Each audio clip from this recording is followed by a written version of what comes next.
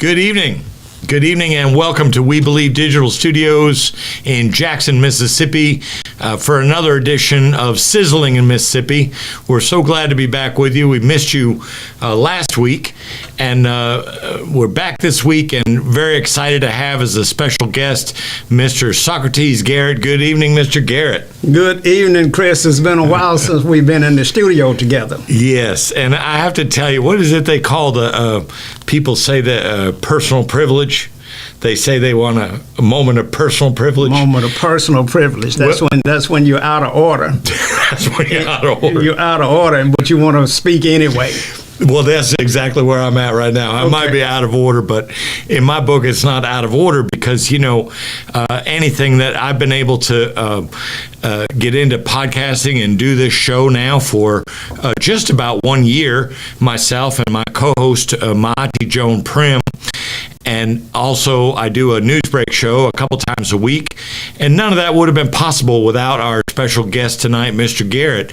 Mr. Garrett is the chief executive of this studio. He is the one that's developed and cultivated this brainchild, We Believe network, We Believe Digital Studios, We Believe Digital Radio. We're having our show for the first time tonight against a green screen background, just like you see on CNN and ESPN and so forth. And all this is a byproduct of the vision that Mr. Garrett has had to bring this Black-centric, Black-operated media company here to Jackson, Mississippi. And it's been a beautiful thing to watch it. I know the first couple of years are a little, rocky, a new thing starting out, but we're really starting to take off now. Well, we are, and that's a testament to the staff and the people that work at it every day. A lot of us, they say old men have dreams, but they don't have vision, and so we get to a point where we have to rely on the biblical term that says, where God's provide the vision, He also will provide provision, and that's what's been happening here. We've come a mighty long way with very little, and we're at a point now where we think that we can move this ship out into deep water. Nice. That's it's so rewarding, and what's most rewarding for me too is to see the steady stream of people from out in the community that hear about what we're doing here, and they want in on that. Some of them never seen, like me, had never been behind a microphone before for a podcast, but we have sports going on here, we have news, we have religion, we have community interest. You have your flagship show on Friday evenings, Socrates Garrett Live.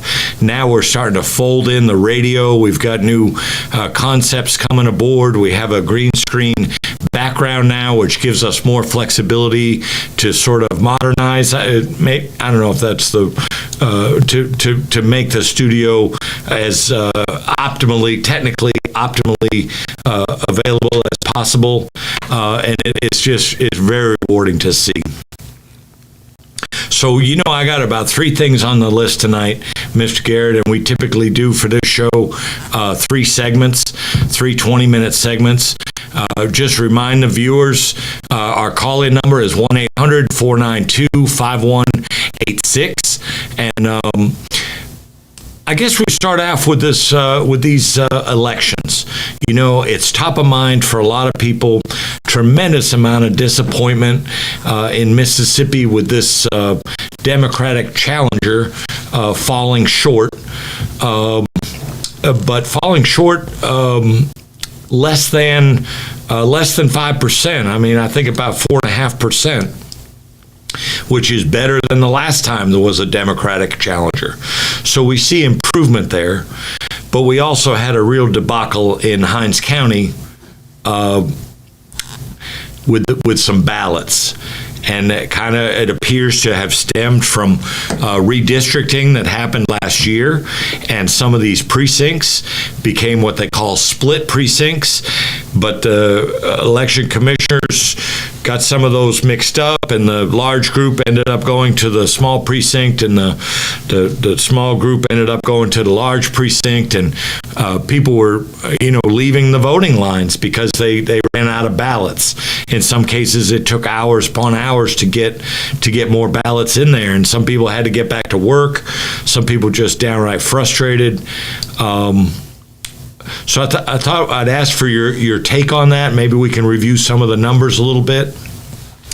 Well, I think that it was an absolute shame and a catastrophe to push African Americans to come out and vote, and then to have a situation where you arrive at the voting precinct and are unable to because there's no ballot. Mm-hmm. Now, I mean, that is shameful, and that indicates that there was a lack of proper planning. Mm-hmm. There was not a strategic plan in place, and there was not a backup plan in place in case the lights go out. Do you have your generator, and is the generator got fuel in it and ready to go?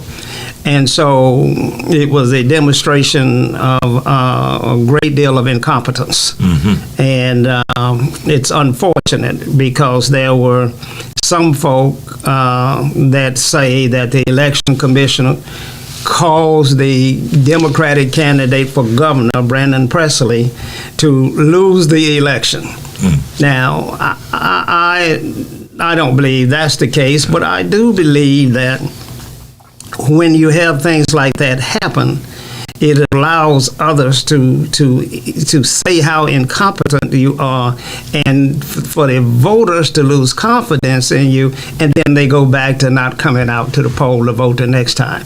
And so that's my take on it, Chris. Yeah, and we'll just review the numbers for the audience of people listening each and every week, there were 792,859 votes cast in Mississippi, and 51% of those went to the incumbent Governor Reeves, and 47.1% of those went to the Democratic challenger, Brandon Presley. 1.4% of the vote went to Gwendolyn Gray. And the issue there, of course, is Gwendolyn Gray, an independent, had dropped out of the race in the month of October. But the State Election Commission had certified the ballot in the month of September. So are they certifying that ballot prematurely?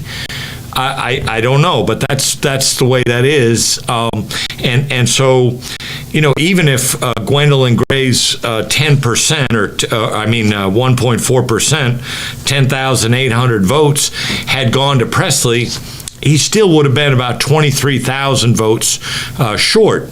And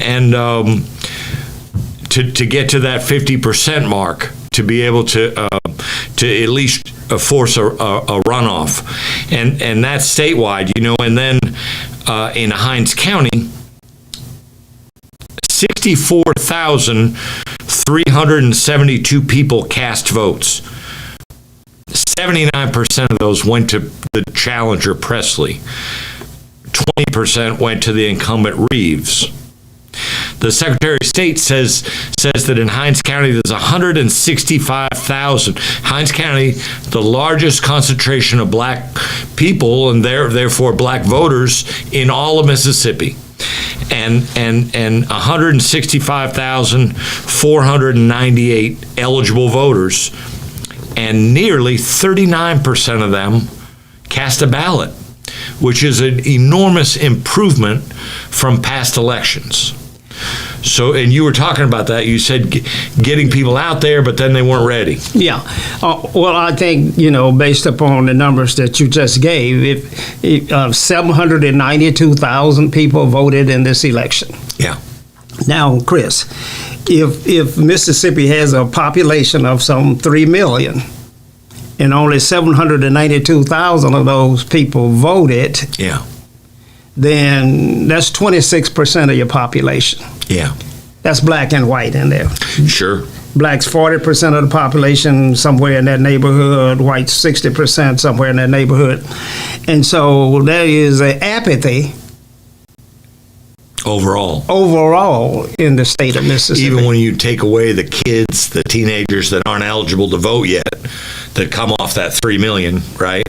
Right. Even then, there's still a huge apathy. Right. I would assume that when you take away the children and factors like that, then the percentage probably remains about the same. The size of the families and white families and black families in Mississippi are probably close to the same nowadays. We don't have families with large number of children anymore. Mm-hmm. But now incarceration and African Americans could in fact make a big difference. If part of your population is not eligible to vote because it's locked up. And 200,000 are estimated former felons that have not had their rights restored in Mississippi. These are people that have served their sentence, whatever it was, and are released, but they can't enjoy the full benefit of citizenship. And there is probably the biggest opportunity for African Americans, since that 200,000 is probably 90% of those are African Americans that have lost their ability and their rights to vote.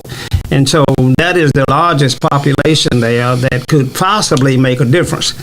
Getting out the vote strategy in a state where you are the minority may not be a safe strategy, because if you get out the vote and everybody comes out to vote, then we stay in the same position that we are.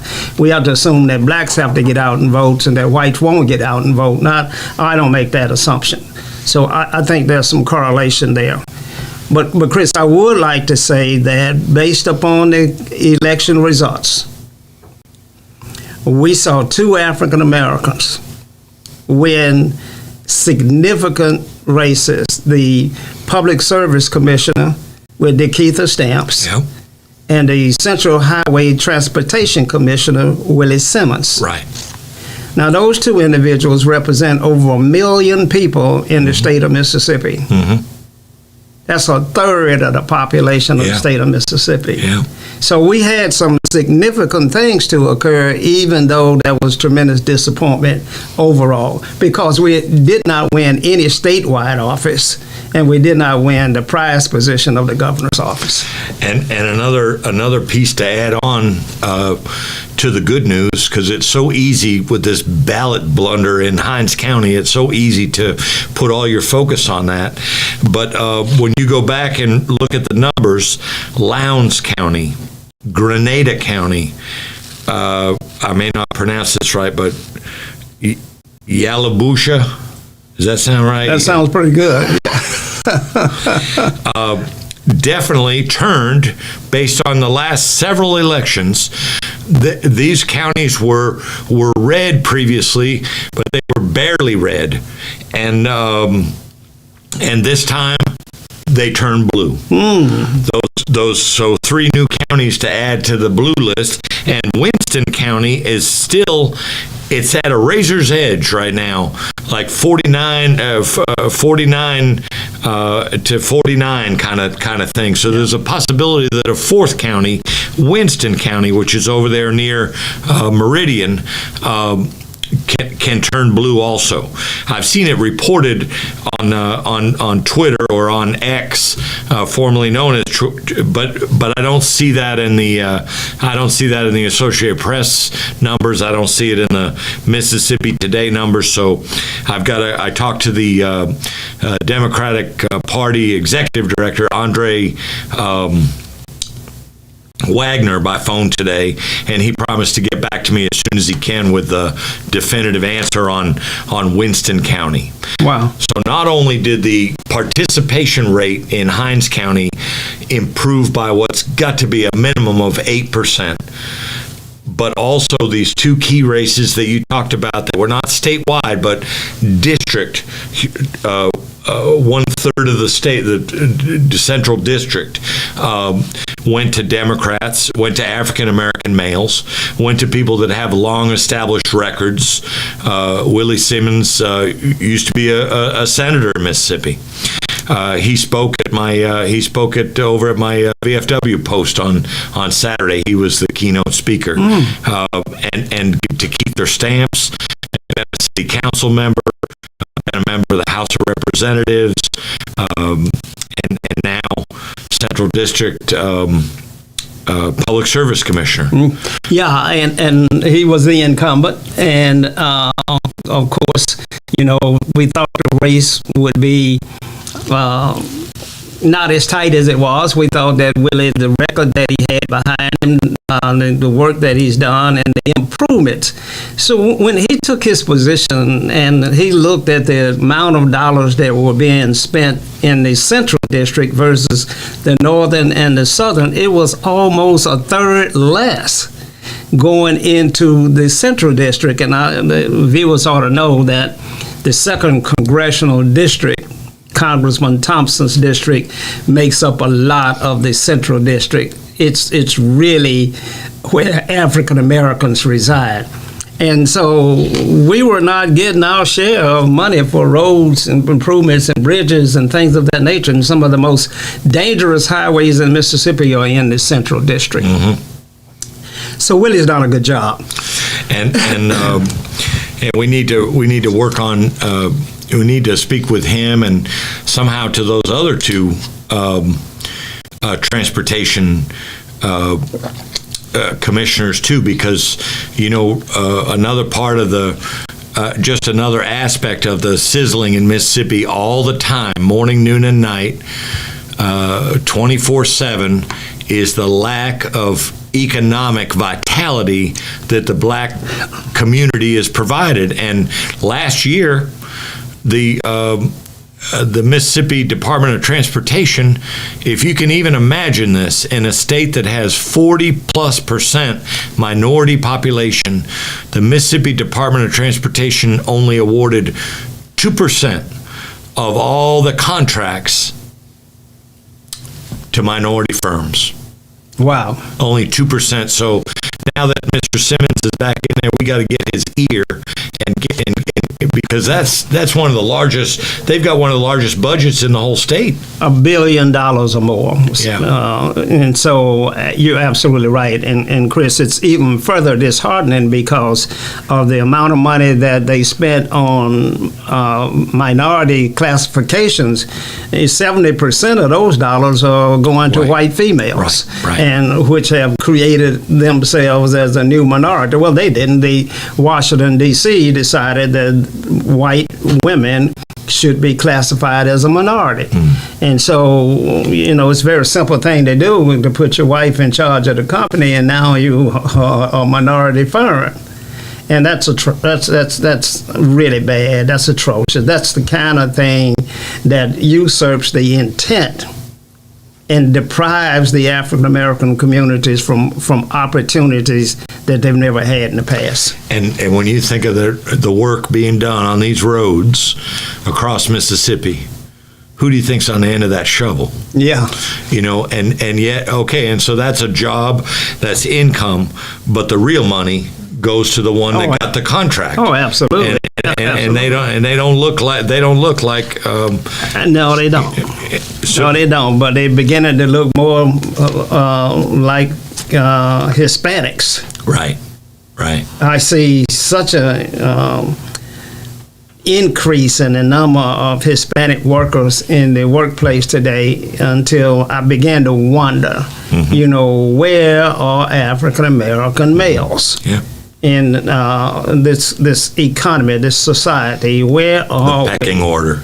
Yeah, where are we? And it's somewhat disheartening. Makes you think of some of the comments Dr. Henderson makes about that. Yeah. So look, we're running up on the end of our first segment. We'll come back in after a couple of commercials and see if we can't wrap up this election report to you, and then we'll move on to some other things. We'll be right back with you.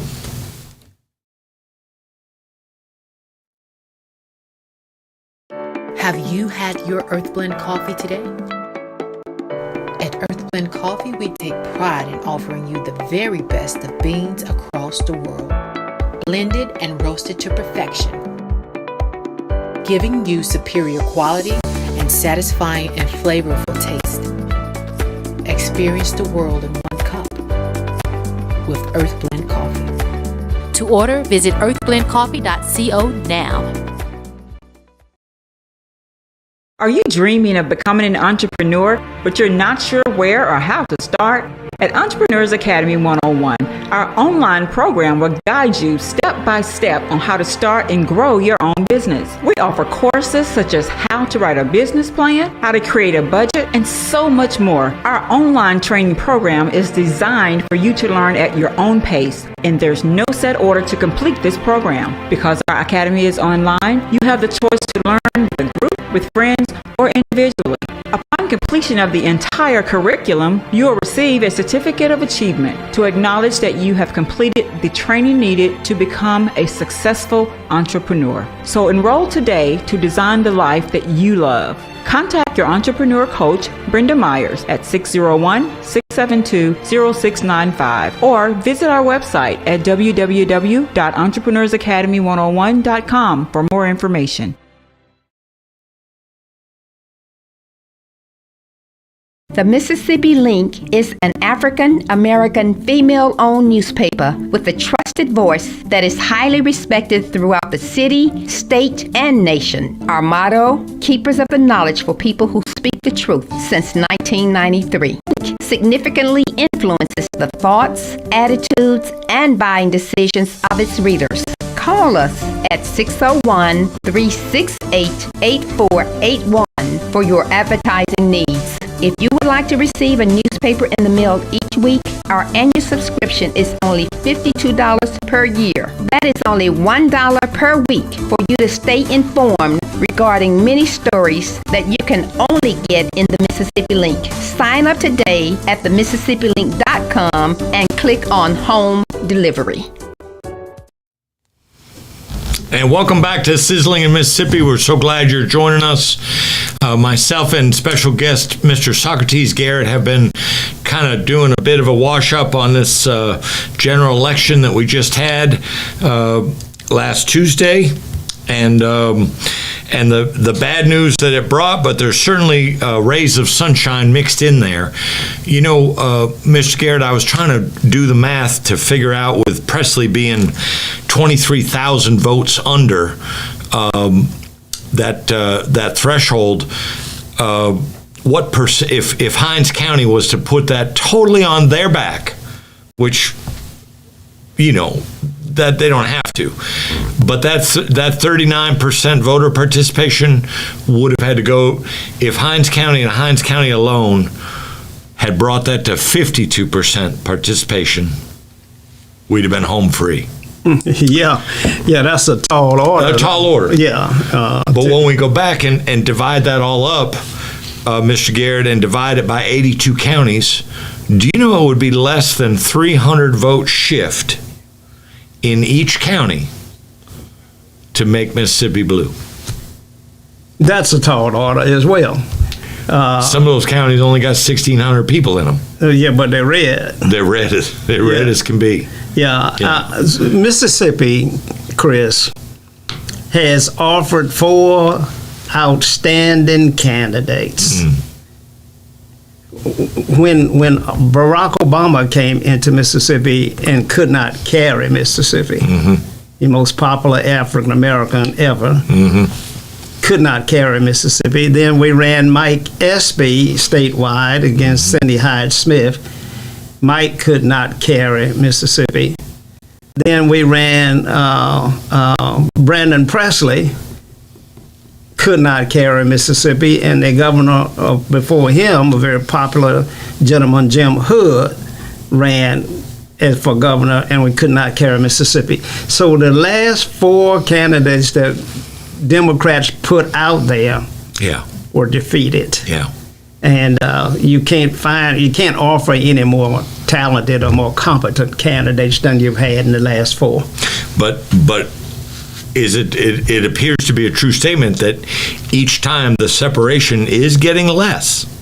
With Jim Hood, it was right at 5%. Now with Presley, it's below 5%. It's 4.5% is what it looks like. So a little bit of progress? A little bit of progress. Yeah. And capped off by Willie Simmons and DeKeitha Stamp's victories. Yeah. We never had an African American as a public service commissioner before. Mm-hmm. And capped off by that. So a little bit of progress. But a lot of work to do, because while 4.5%, 5% sounds small, it's just keeps you from getting over the hump. Yeah. You just can't quite get there. 23,000 votes. You just can't quite get there, Chris. Let me ask you this question. Yeah. Robert Bradford, the Mississippi farmer. Yeah. I met with him. Put an article on him in the Mississippi Link newspaper.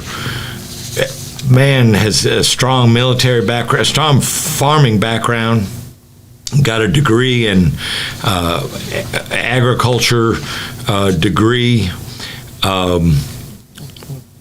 was in the military for 25 years, knows a thing or two about supervision. Didn't come close against the current commissioner of agriculture. Now this is Mississippi. We're not talking about New York City here.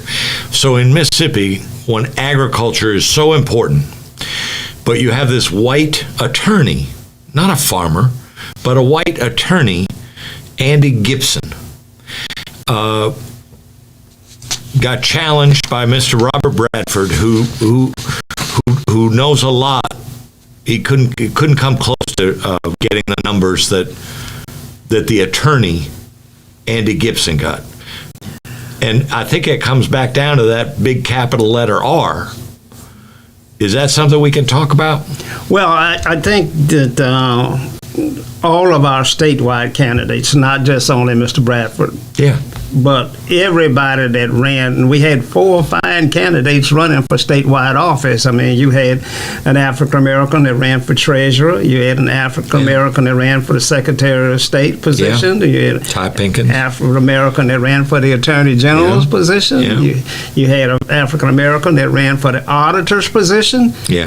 And you mentioned the Commissioner of Agriculture. And you probably had an African American that ran for the Insurance Commission.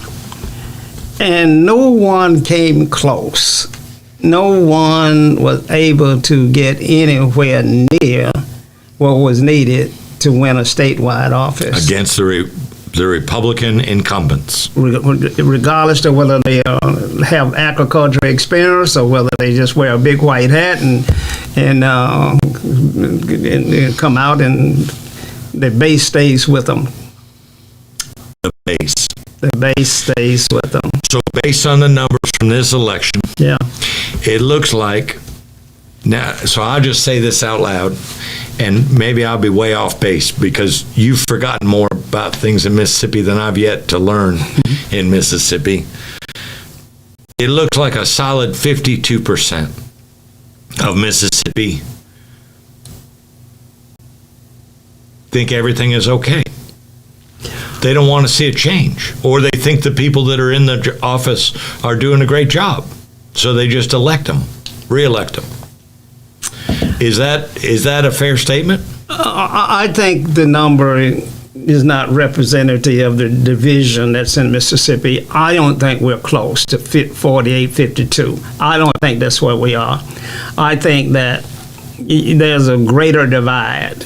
You know, the population is 60-40. I think the divide is along those lines. Mm-hmm. I don't think that we progressed to the point where if we could get 4.5% more participation, that we could win the governor's race in the state of Mississippi with any candidate. You don't think? I do not think. Even though math seems to suggest that, but you think if it was that close that some other people would not, Yeah, I think that the strategy then would be different. I think that when Governor Tate Reeves called on President Trump to come and do a commercial in the governor's race, it moved a needle in Mississippi.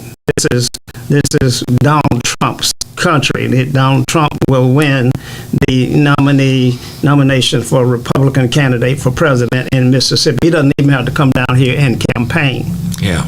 And so I think that the divide is wider than that. It's kind of like, when you got the game won, sometimes you pull up a little bit, and sometimes you give people false hope. And I think the strategy is well in place for Mississippi to remain red for the foreseeable future. So is there any hope, though? There's a lot of hope. There's a lot of hope because, Dr. Henderson always says, where you are in the majority, you ought to make more progress. Mm-hmm. Mm. Now, if you're not making progress where you are in the majority, and you already know that the 2nd Congressional District, which includes Jackson, is 80% black. Right. We are in the majority. Mm-hmm.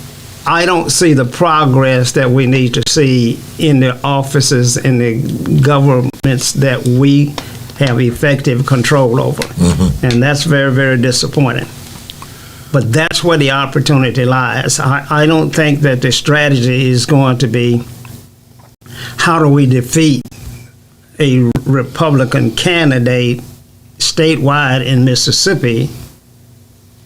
I see the strategy is going to be how do we get a more moderate Republican in the governor's office, and how do we capitalize on where we have the majority and the control over those governments. If we would focus in that direction, I think we could see tremendous progress.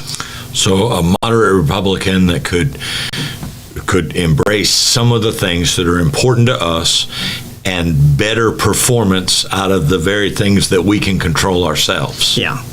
You see, I don't think that there's a lot of difference between Republicans and Democrats when it comes to core issues. I mean, there's one or two divides there that you're going to see, but there has always been a history that there were good white folk that were able to see that if you invest in the least of your citizens, that the state will move the needle. Right. The state will grow and move, mm-hmm. as opposed to being tied down to a philosophy that, I got to keep them on the bottom. Mm-hmm. Yeah, always been those people, maybe not enough of them. We got to create them. We got to create them, Chris. And the question becomes, why don't they offer themselves up for a candidacy? I think when Judge Walker ran against Tate Reeves the first time, I think he was a moderate Republican. I can go all the way back in Mississippi. Jack Reed was a chairman of the Republican Party, but he was a moderate Republican. Mm-hmm. There would have been a lot of things that we got done to move Mississippi forward. And many people probably don't understand it, but Haley Barbour is a moderate Republican when it comes to government and the kind of things that he moved into the community. Mm-hmm. And so that individual see the need from a global standpoint as to what we got to do to move Mississippi forward. And if you don't have a vision to move Mississippi forward, then you have a vision to keep Mississippi down. How do you go about finding these? How do you go about finding these people that could truly make a difference? I mean, how do you go about identifying and encouraging and supporting these people? Well, they have the same issue that African American candidates have. They can't see a path forward to win. They can't see a path forward to win because African Americans will not cross over and vote in the Republican primary. And I bring up the young lady Angela Cockerham. Right. She is going to be talked about and ridiculed and put down. for some time to come because of her stand to support this governor. Right. The hard right governor. The hard right governor. And, it'd be interesting to get her comments on why she did that. But moderate Republicans know they can't win a race without black help. Mm-hmm. Blacks know they can't win a race without some crossover vote from the white community. So we're both suffering from the same thing. No one is willing to cross over and say, I'm here to try and make a difference. If we are saying that blacks ought to vote in the Republican Party, especially outside the 2nd Congressional District, the Democratic Party would never go along with that. Right. And the other thing when I hear you say all this, I can't help but balance it against this these issues, and maybe it's just that the issues themselves are never going to end up having enough strength to overcome this proclivity. But this expansion of Medicaid, the corruption of the TANF scandal, I just sooner or later it just seemed like no matter what stripe you are, you've got to say, to my way of thinking, no matter what stripe you are, you've got to say, wait a minute, these people got to go. They're doing wrong. They got to go. Doesn't matter if they're Republican, doesn't matter if they're Democrat, but that's not the way a vast majority of Mississippi voters feel. No, not at all. Not at all. But some of that would hurt them, though. So when we don't expand Medicaid, some of those very people will be hurt by that. Without a doubt. Without a doubt. But you gotta understand Mississippians' mindset right now. And the Mississippian mindset is that, anything that was put forth by an African American cannot be supported. If the Affordable Care Act had just been called the Affordable Care Act in Mississippi and not Obamacare, then we would have accepted it. Yeah. But because it was Obamacare, we will not ever accept it. And that goes back to some deeper issues in society. That goes back into history, that goes back into critical race theory, that goes back to all of those things that we're fighting to maintain that keeps us on the bottom. Right.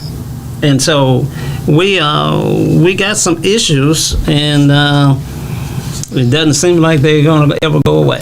So and then when we go to the corruption with the TANF, well, the TANF is specifically designed to help the poorest Mississippians, and I don't know. Is the percentage of poor black Mississippians higher or lower than the percentage of poor white Mississippians? There's a heck of a lot of poor white people in Mississippi, and those people took that money that was earmarked from the federal government under Republican administrations via Republican appointees, and they turned it into a slush fund to use just the way they wanted to use. But that's not enough to shift the needle on the votes. Corruption is a result of poverty in a lot of cases.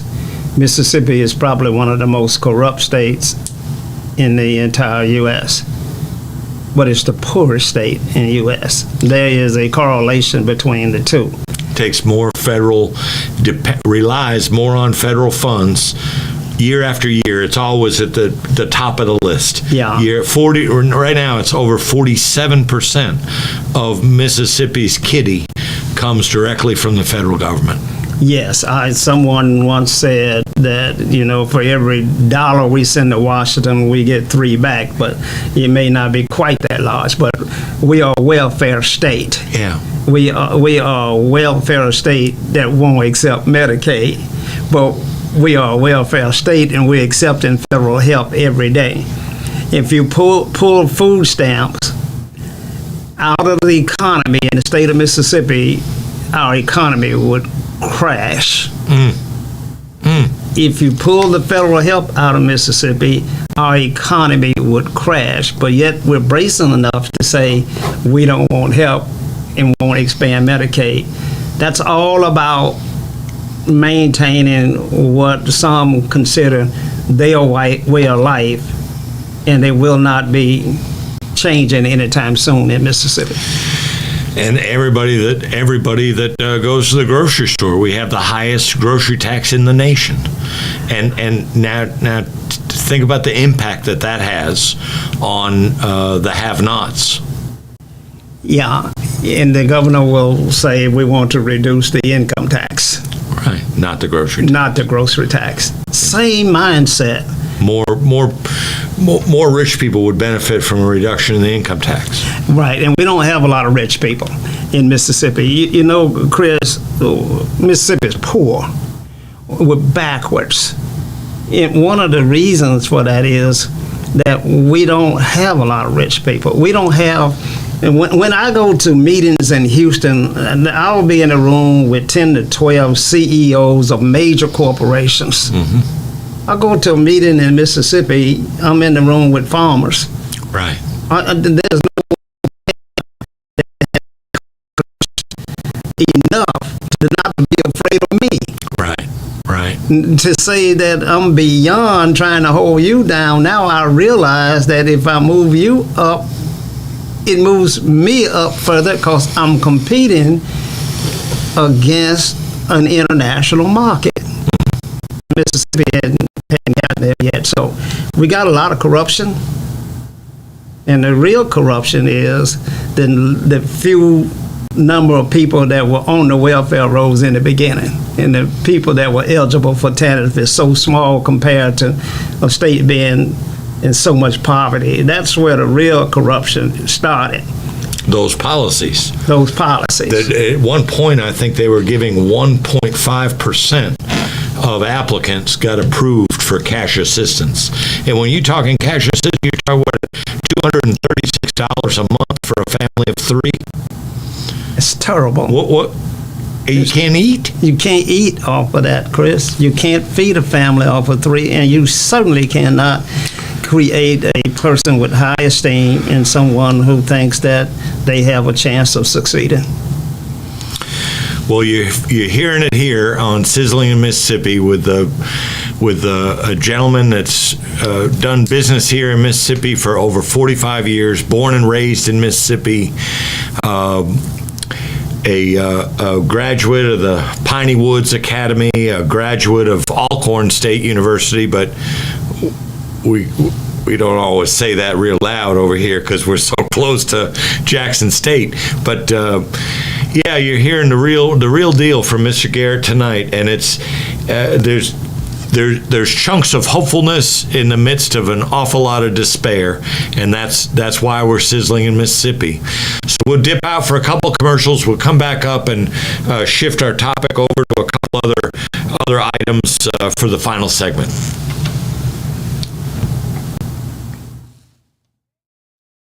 Socrates Garrett ENT.com is a diversified firm specializing in recycled aggregates and crushed concrete. Socrates Garrett ENT.com's recycled materials provide the construction industry with significant economic and environmental benefits by recycling clean concrete rubble into M.grade rock materials.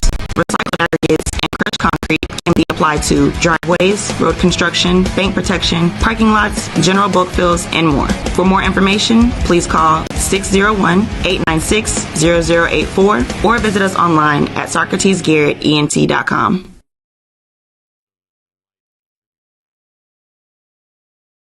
Have you had your Earth Blend coffee today? At Earth Blend Coffee, we take pride in offering you the very best of beans across the world, blended and roasted to perfection, giving you superior quality and satisfying and flavorful taste. Experience the world in one cup with Earth Blend Coffee. To order, visit earthblendcoffee.co now. Wedding, milestone anniversary, or corporate event, 5 Star Lodge is the rustic elegance you need for your event space. With hardwood and stunning chandeliers, this is just the beginning of the 5-star treatment. Our on-site venue manager will ensure all details exceed your expectations. We offer a luxurious bridal lounge, beautiful reception hall, cabins, and an outdoor pavilion on the water. Visit 5stareventlodge.com to get started on your most memorable experience. And welcome back to Sizzling in Mississippi at the We Believe Digital Studios. We're so glad you're joining us tonight. The producer's just informing us we have a few technical issues going on tonight with incorporating this new green screen background. So I hope you bear with us. I think we were blanked out for a short period of time, but back online now. You know, Mr. Garrett, I wanted to ask you, we've all heard and many programs on this, on your platform, We Believe Digital, have talked about this horrific behavior by that Rankin County goon squad against all white, four Rankin County sheriffs and one Richland police officer, all white, attacking these 2 black men with no legitimate provocation, no warrant, no nothing, assaulted them,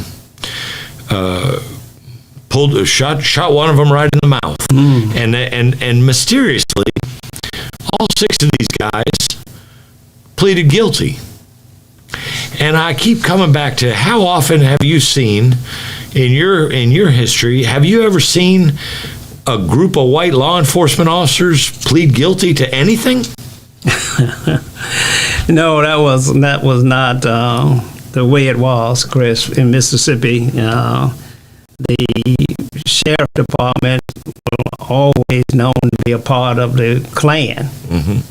And so they never apologized for anything and never pled guilty and were never convicted of anything. And so, no, I've not seen that before. Well, now they're all in jail now. And they pleaded guilty back in, what was that, August or something. But now the sentencing was supposed to be the sentencing was supposed to begin next week.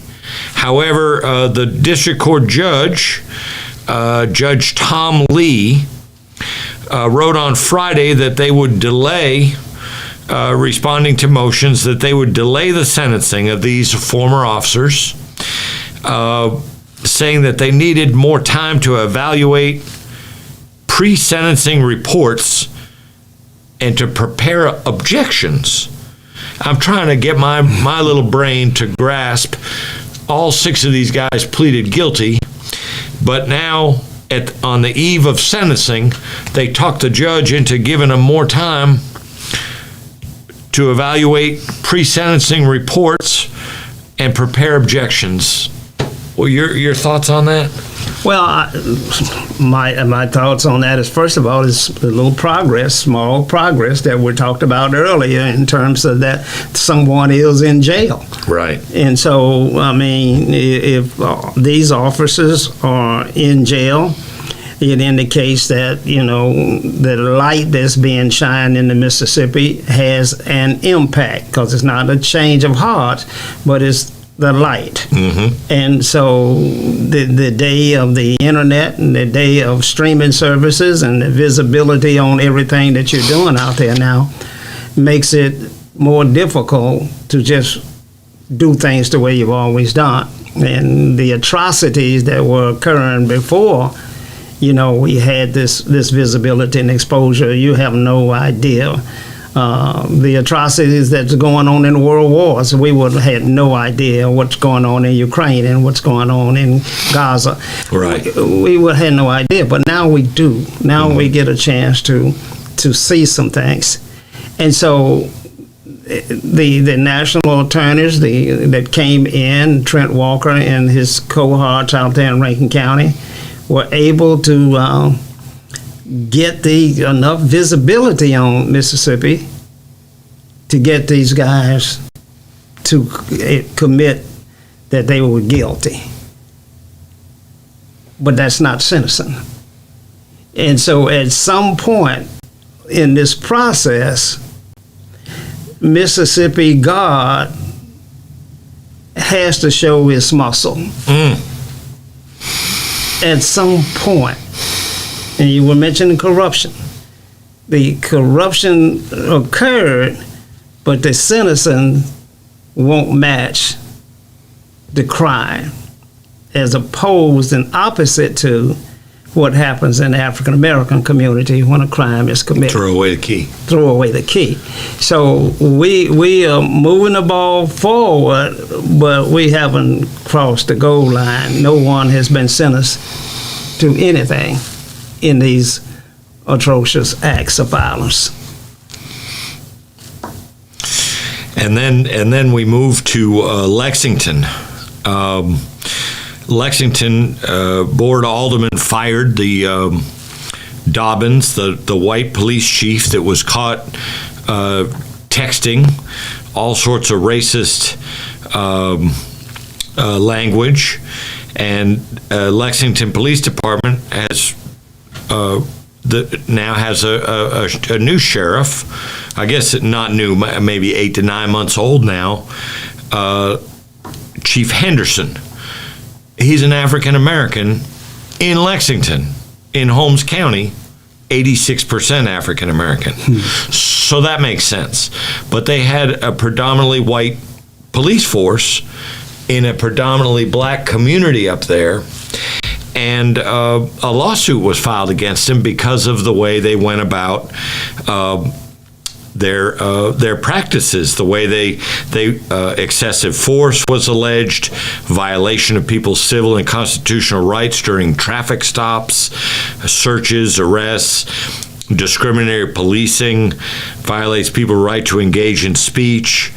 You had a black female attorney, Jill Colleen. I meant to write down her last name. Herself was jailed. A black female attorney was jailed. An attorney that had filed suit against the Lexington Police Department was then jailed herself because she saw a traffic stop going on in Lexington, pulled her car off the side of the road, got out with her cell phone, and started filming what was going on, and that wound her in jail for 2 nights. And so now the end result of that is that now the Department of Justice has seen fit to have its Civil Rights Division open an investigation not only into the Lexington, Mississippi Police Department, but to the city of Lexington, Mississippi. Well, you have to ask yourself, how did Lexington have a white police chief in the beginning? Remnant, left over, right? How do you allow that to occur? Right. In a city that's 86% African American, why would they have a white police chief? Right. In the very beginning. It means that African Americans up there were failing to change the conditions and change the players that had historically ran rampant in their city. Mm-hmm. It's a failure of African American leadership that creates that opportunity, different than what we have here in Jackson. You have a white police in Jackson too, that the governor just created. Yeah. And so we make some progress, and then we move backwards on all fronts. I noticed on election night, the white Capitol Police Chief here in Jackson, Bo Lucky is his name. It's not an elected position. It's an appointed position. Mm-hmm. He's not on the ballot. But you know where he was on election night? Where? He was over there in Pearl with the incumbent Republican Governor Reeves. He was over there yucking it up. You see him on camera, gripping and grinning over there with the. That's where he went for the watch party on election night. Bo Lucky. and he's the police chief in Jackson.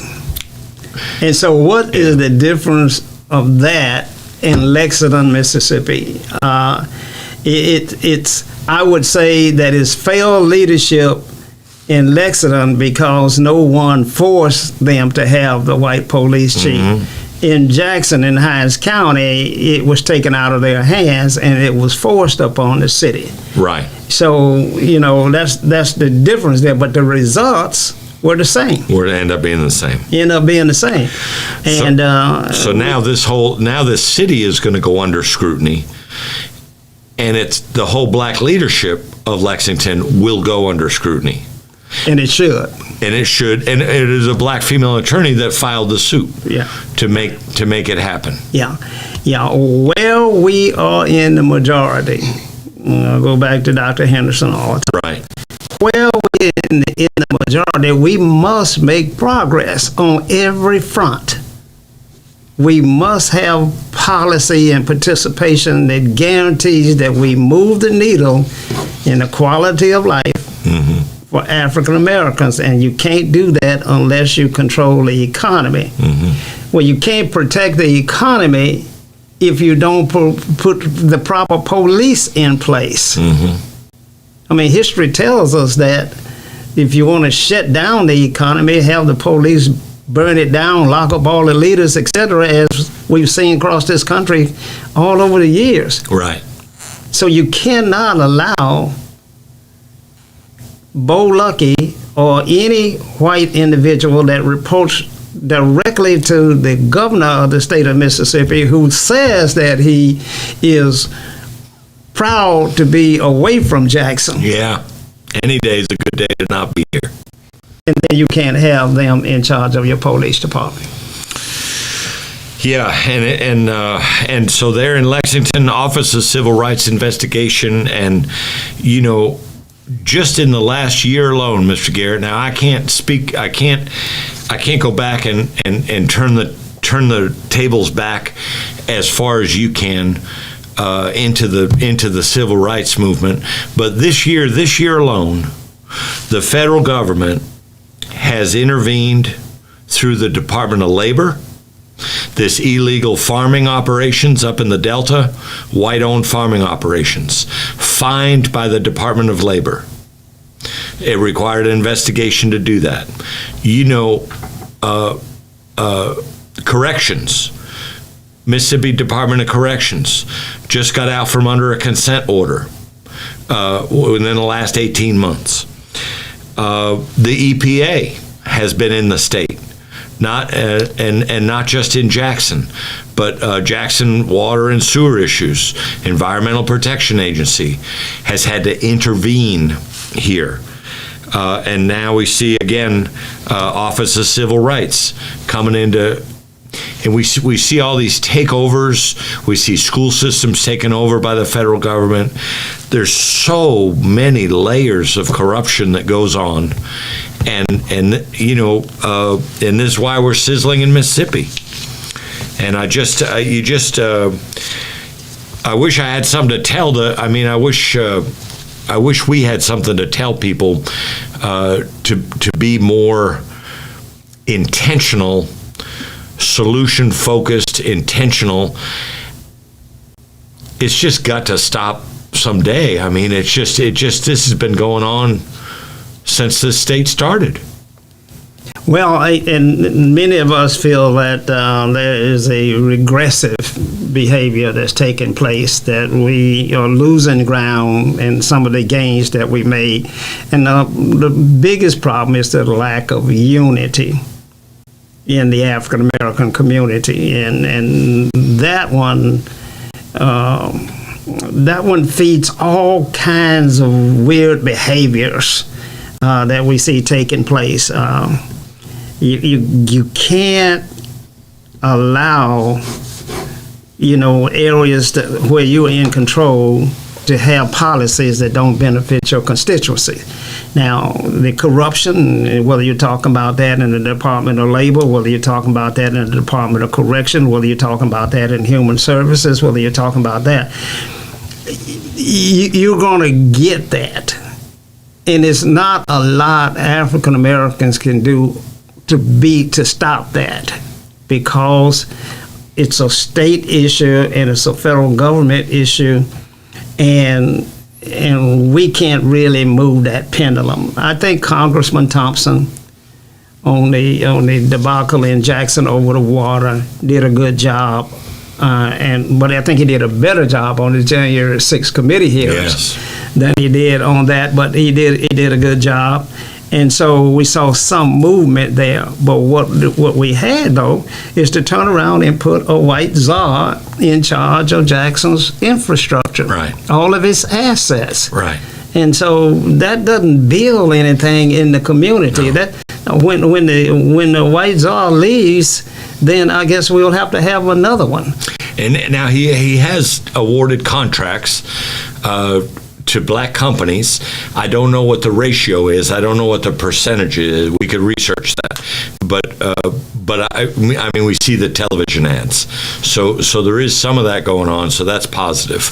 But you're right. It's just the whole principle of having to bring in somebody like that to a black community to fix things. It's positive in the sense that if you think it's positive to have 60% of the money for your light bill, last time you had 40%. Right. So, I mean, you can look at it that way, but your lights are going off here in a minute. Right.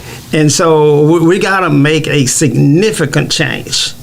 And we got to do that in the areas where we can. And we can't allow things to happen. Now, Hinds County, with 5 members of the Board of Supervisors, and this is the kind of thing that we can no longer sit idly by and don't say anything. Mm-hmm. When Hinds County awards a $17 million contract to issue bonds to build a parking garage in Fondren, that has no African American participation in it at all,